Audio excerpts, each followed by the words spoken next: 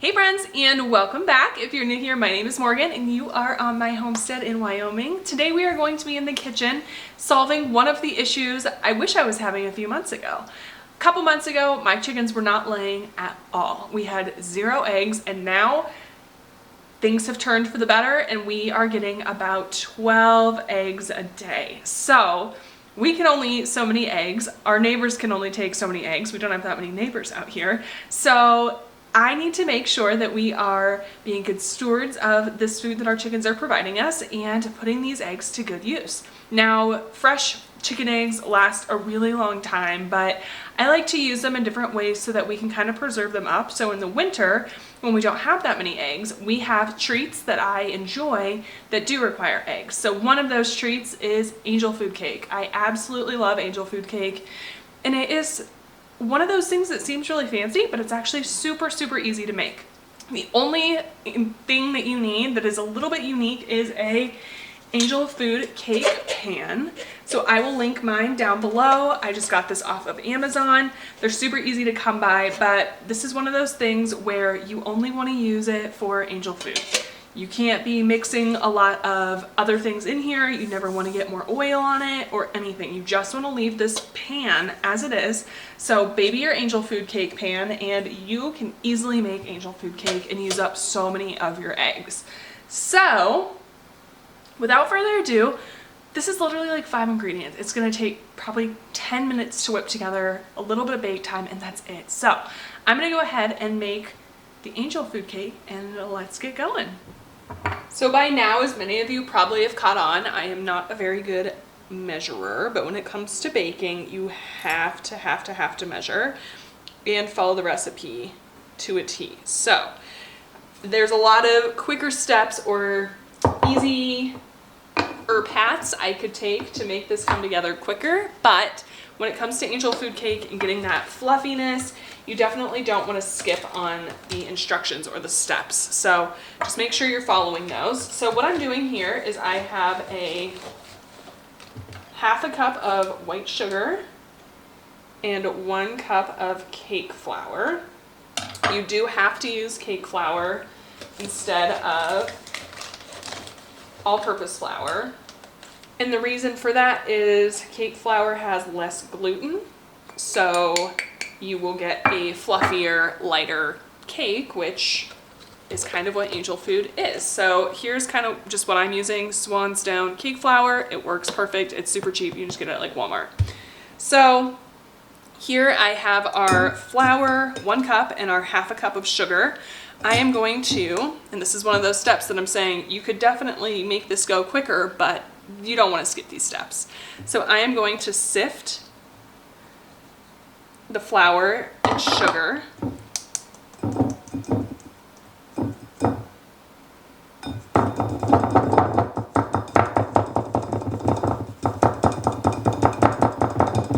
Make sure we're just getting those all out, and we're just trying to create a very light and airy product. And then, it smells good. We're gonna do it again.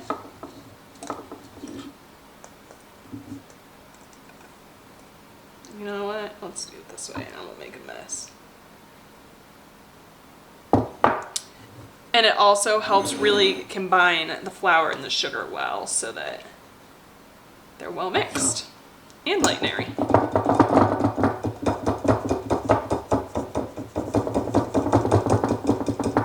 If you find you still have clumps after sifting it twice, go ahead and sift it a 3rd time. I'm going to call that good. Then we're going to jump over and start with our KitchenAid. All right, and then this is a bit of a process because I use, eggs from my chickens and not from like a farmer. I'm going to keep the yolks in there. I like to sort them out, so I am going to get in total 1.5 cups of egg whites. So I like to do it over a separate bowl just in case there's any issues with our egg. I'm not contaminating like all of the eggs if there's something wrong with like the last few. So this is how I separate my eggs. If you have it struggle where it's like a brand new fresh egg and the white is holding really tight, you can also just use your hands like so. Make sure your hands are clean. But I find that's another really easy way. Just let you just kind of run the white through your fingers, and that's a lot easier, especially if you're having like a kid help you or something like that. There's a lot less pressure if you're holding it with your hand versus using the shells. So whatever works for you. I'm guessing this will probably be between like 9 and 12 eggs, but we have some pretty large ones, so I'm gonna get these all cracked until we're at 1 1/4 cups of eggs. Okay, I was spot on. So I used 9 eggs. Save these yolks. You can use these for like a lemon curd, custard, creme brulee. These can be used for a million things. That's one of the best parts about making angel food cake is you're not just having to make one thing, because you're going to use all of the egg whites up and then you still have all of the egg yolks left. You can make a hollandaise, a mayo. You have so many options, so please just don't get rid of these.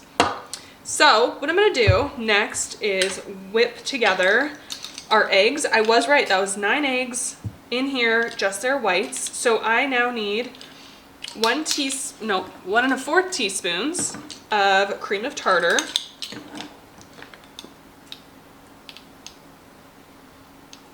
Oh, jeez. I swear this is always the hardest thing to open. There we go. There's 1 teaspoon.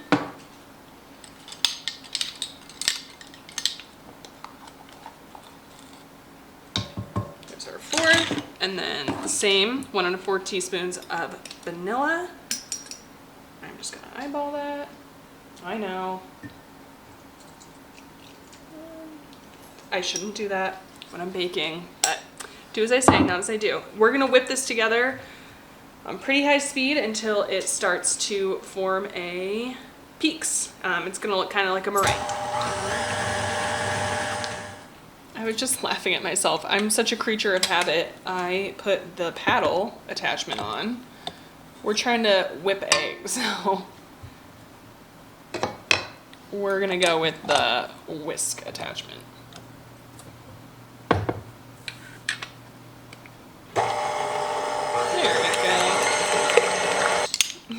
Make sure you add 1/4 teaspoon of salt as well. All right, for real now.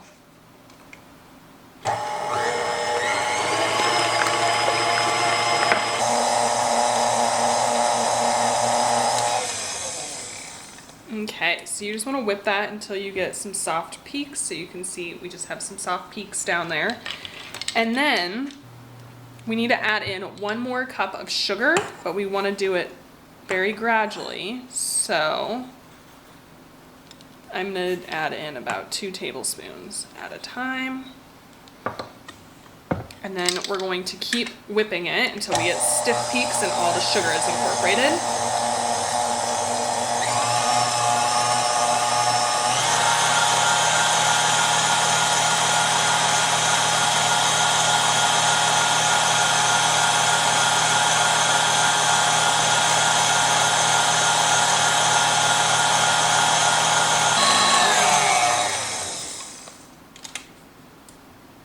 Okay, and we're looking for stiff peaks to form.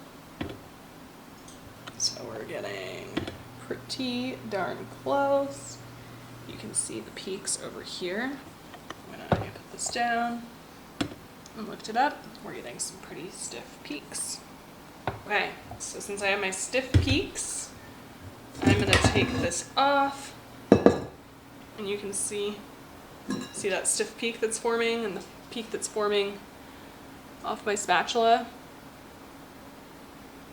Actually, that one kind of collapsed a little. Let's go a little bit longer just because I'd rather be safe than sorry.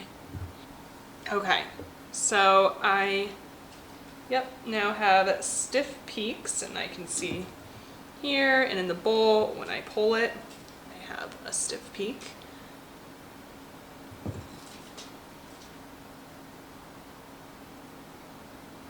So we're going to very gently take our flour sugar mixture and add about 1/2 cup at a time, fold it in.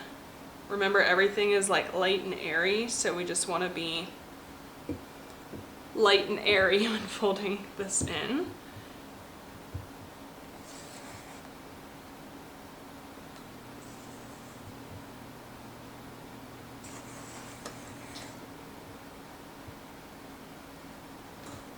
And then once that looks like it's well incorporated, get another half cup.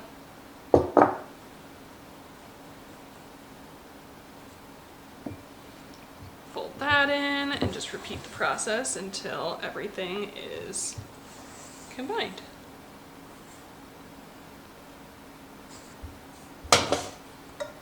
Okay, I think I'm pretty much there. This is not one of those things you want to overmix. So I'm going to take this and you just spoon the batter in, ungreased. I know it sounds crazy, but whatever you do, do not grease your pan. And you want to just kind of lay this as gently as possible and as neatly as possible.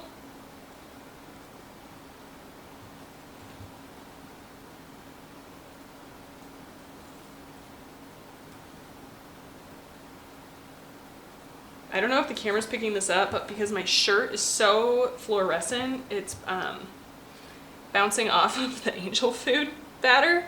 And so I keep thinking that, I'm like, why is this pink? Like, it looks like a pink batter, and it keeps throwing me off, but it's not the batter, it's in fact me reflecting off of it. So that's how you know you're wearing one bright shirt. Okay, and you just want to get it as even as possible. Then I just take my spatula and just kind of smooth it out a little bit. I'm not pressing down, I'm just smoothing. Trying to get it nice and even. Okay, then I'm just going to get a paper towel. It's not wet or anything, and I'm just going to clean up some of these little areas that are a little bit messy. One thing you'll find is because we're not spraying, the pan, like the pieces that are loosey-goosey, bake on really well, and they're hard to get off. Okay, that's what we're looking like. Then we're just going to run a knife around it so that the air bubbles can get out. And then into a 350-degree oven we go. And to bake it, you want to make sure you're putting the pan on the lowest rack in your oven. So you can see I'm just removing my top rack. I will then put the cake on the lowest rack and bake it for 45 to 55 minutes.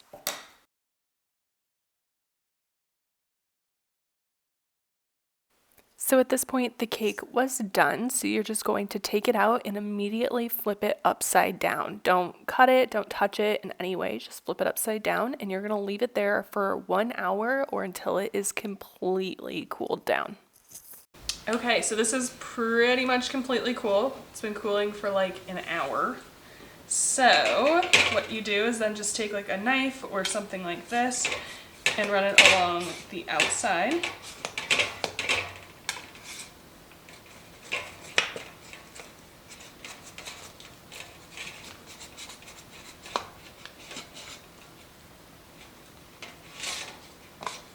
And then if you can, do that on the inside. I'm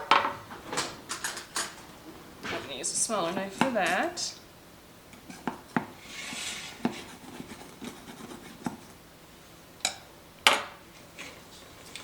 And then the beautiful part about an angel food cake pan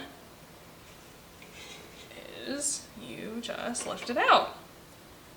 And then you can take this and cover it in whipped cream or powdered sugar. You can make like an orange glaze for it. And the best part about angel food cake is it freezes really, really nicely. So you can just stick it in the freezer and have it all year round.